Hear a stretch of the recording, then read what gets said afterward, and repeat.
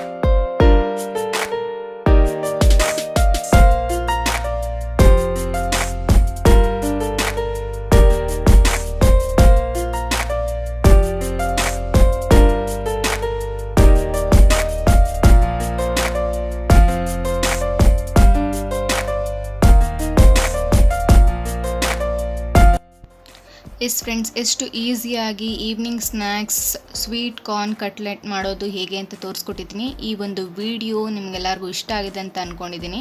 ಈ ಒಂದು ವಿಡಿಯೋ ನಿಮ್ಮೆಲ್ಲರಿಗೂ ಇಷ್ಟ ಆಗಿದ್ದರೆ ಈ ಒಂದು ವಿಡಿಯೋನ ಲೈಕ್ ಮಾಡಿ, ಶೇರ್ ಮಾಡಿ, ಹಾಗೆ ಕಮೆಂಟ್ ಮಾಡೋದನ್ನು ಮರಿಬೇಡಿ. Thank you so much for